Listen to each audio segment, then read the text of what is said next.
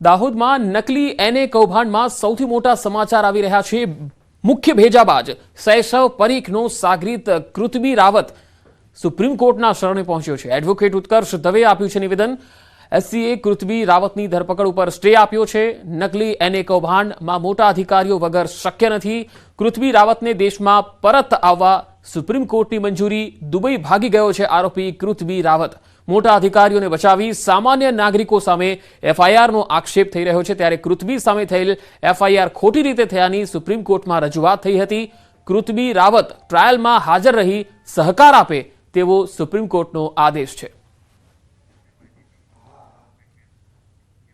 મોરબીમાં છરી બતાવી અને લૂંટ ચલાવતી ટોળકીની ક્રાઇમ બ્રાન્ચે ધરપકડ કરી લીધી છે। પોલીસે લૂંટારૂ ટોળકી પાસે લૂંટનું રિકન્સ્ટ્રક્શન કરાવ્યું। અસગર મોવર, સમીર મોવર, હનીફ ભટ્ટી નામના આ લૂંટારુઓ 42 જેટલા શ્રમિકો પાસેથી મોબાઈલ અને રોકડની લૂંટ ચલાવી હોવાની કબૂલાત કરી ચૂક્યા છે। અન્ય આરોપી ભાવેશ મોવરનો જેલમાંથી ટ્રાન્સફર વોરંટના આધારે કબજો મેળવવા મોરબી ક્રાઇમ બ્રાન્ચ દ્વારા તજવીજ હાથ ધરાઈ। લૂંટારૂ ટોળકી ઇન્ડસ્ટ્રી વિસ્તારમાં એકલા નીકળતા શ્રમિકોને નિશાન બનાવી અને છરીની અણીએ લૂંટ ચલાવતી હતી। કોઈ શ્રમિક પ્રતિકાર કરે તો મારી નાખવાની તૈયારી પણ કરતા હતા।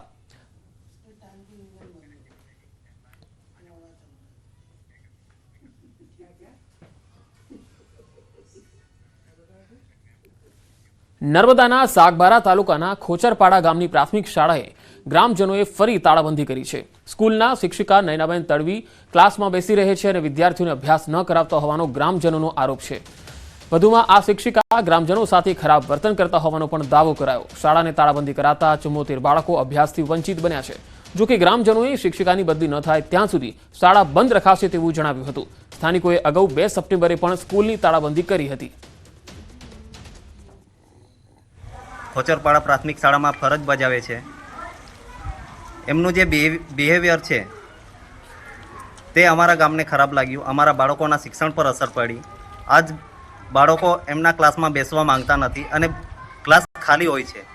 આ 3 મહિનાથી પ્રશાસન કેમ નથી જોતું એ વસ્તુને કે 3 મહિનાથી એ બેન બેસીને પગાર લે છે। અમારા ગામનો આ પ્રશ્ન લગભગ 5મી સપ્ટેમ્બરથી ઊભો થયો છે। ત્યારથી અમે પ્રશાસનને રજૂઆત કરી છે, તેમ છતાં કોઈ જ નિરાકરણ આવતું નથી। એટલે હવે અમે બધા ગામ લોકો સાથે મળીને એવો નિર્ણય કર્યો છે કે આ નયનાબેન જે વસાવાની બદલી જ્યાં સુધી કરી ના આપે ત્યાં સુધી અમારી સ્કૂલને તાળાબંધી રહેશે।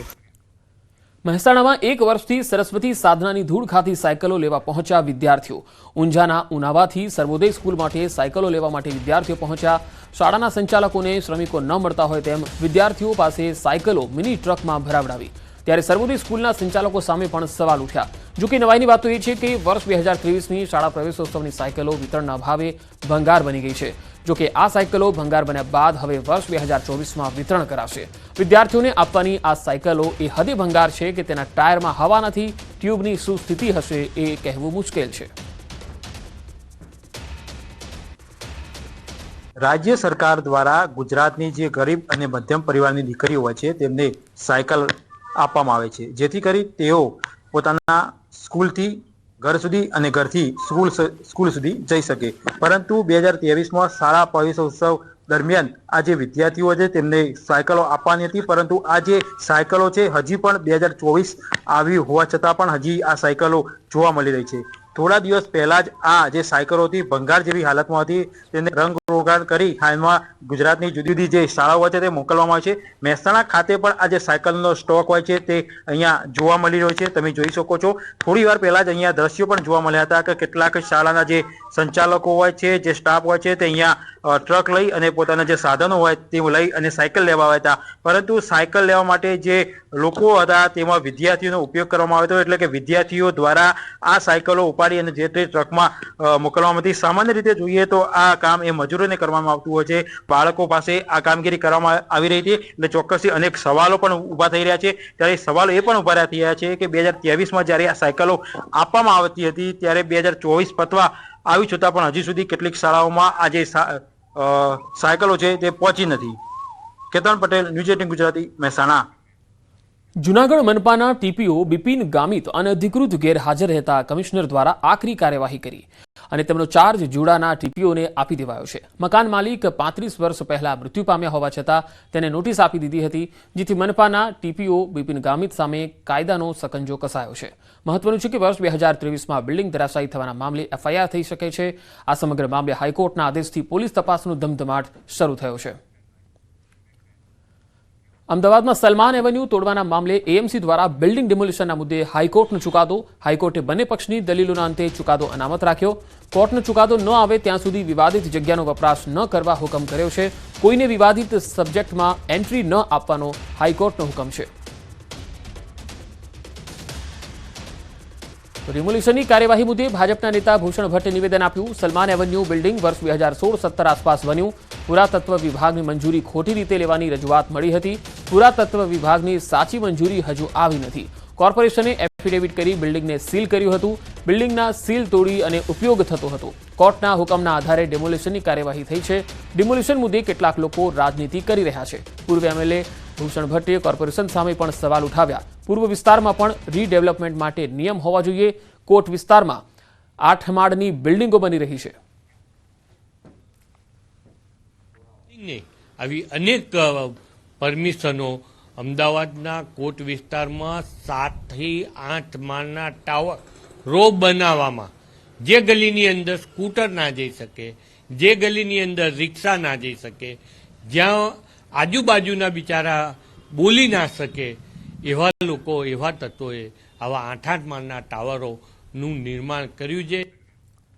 ભરૂચ નગરપાલિકા અંતર્ગત ડુંગરી વિસ્તાર પાસે પાણીની ટાંકીના નિર્માણ કાર્યમાં ગંભીર બેદરકારી સામે આવી.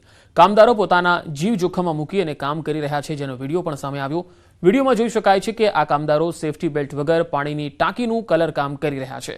આ અંગે જ્યારે સુપરવાઇઝરને પૂછવામાં આવ્યું તો તેણે અવરચંડાઈ કરતા જવાબ આપ્યો કે કામદારો મરતા હોય તો મરે. ત્યારે અહીં સવાલ એ છે કે આ કામદારો સાથે કોઈ દુર્ઘટના ઘટશે તો જવાબદાર કોણ? પેટીયું રડવા મજબૂર આ કામદારો જીવનું જોખમ તો ખેડી રહ્યા છે, પરંતુ તેમની પાસે કામ કરાવનારને કામદારોની સુરક્ષાનો ખ્યાલ નથી કે શું? વડોદરાના પાદરામાં અકસ્માતની ઘટનામાં એકનું મોત થયું છે. સમગ્ર બનાવના સીસીટીવી ફૂટેજ સામે આવ્યા. ટ્રક ચાલકની બેદરકારીથી ટ્રકની સામે ઉભેલા વ્યક્તિએ જીવ ગુમાવવાની નોબત આવી. પાદરા જંબુસર હાઈવે પર સહયોગ હોટલના કમ્પાઉન્ડમાં બનેલી આ ઘટનામાં પોલીસે ટ્રક ડ્રાઈવરને ઝડપી લીધો. ટ્રક નીચે આવી જતા વડોદરાના સેવાસી ગોત્રી રોડના રહેવાસી કૌશિક ભૂસાડનું ઘટના સ્થળે જ કરુણ મોત થયું. વડોદરામાં તોફાની તત્વોએ તરખાટ મચાવતા કારના કાચ તોડ્યા. મારુતિધામ સોસાયટીમાં મોડી રાત્રે બાઇક પર આવેલા 2 અજાણ્યા શખ્સોએ ઘર પાસે પાર્ક કરેલ કારના કાચ તોડી અને ફરાર થઈ ગયા. આ સમગ્ર ઘટના સીસીટીવીમાં કેદ થઈ. કારના માલિક જિગ્નેશ પટેલે બાપુદ પોલીસ મથકમાં ફરિયાદ નોંધાવી છે. પોલીસે સીસીટીવીના આધારે હવે આગળની તપાસ શરૂ કરી છે. વધતા અકસ્માતને લઈને હાઈવે ઓથોરિટી એક્શન મોડમાં આવી છે. અમદાવાદ વડોદરા એક્સપ્રેસ હાઈવે પર રોંગ સાઈડથી